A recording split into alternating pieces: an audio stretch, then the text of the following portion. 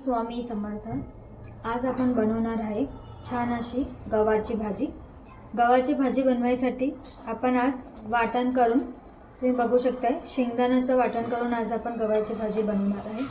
चला पहिले आपण गवारला बाफून घ्यायची आहे पाणीमध्ये। चला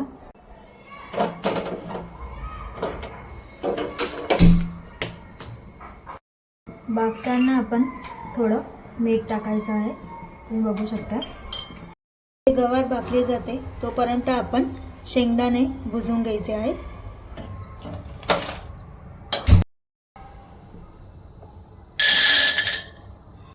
शेंगदाणे भाजले गेले आहे, त्याचे आपण थंड झाल्यावर पोतरे काढून घ्यायचे आहे। आपण वाटणसाठी शेंगदाणे घ्यायचे ते भाजलेले, त्याच्यात आपण अर्धी चमची सारखं हळद टाकायची आहे, तुम्ही बघू शकता। धना जिरा पावडर टाकायचा आहे,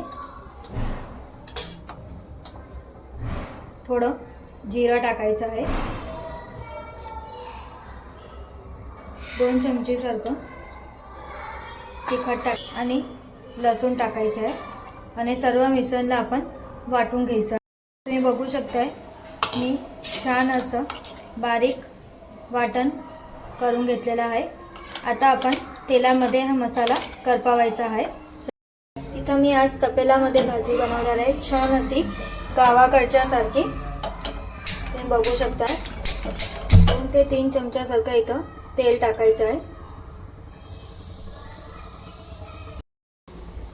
तुम्ही बघू शकताय आपले शेंगा छान असे बाफले गेले आहे।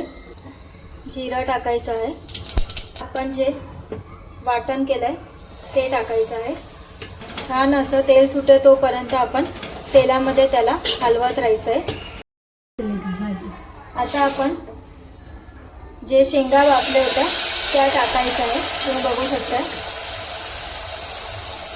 आणि छान असं 2 मिनिटासाठी राहू द्यायचं आहे। तुम्ही बघू शकताय किती छान असं तेल सुटलं आहे। आता आपण त्याच्यात गरम पाणी करून टाकायचं आहे। आता आपण इथं गरम पाणी टाकायचं आहे, तुम्ही बघू शकताय।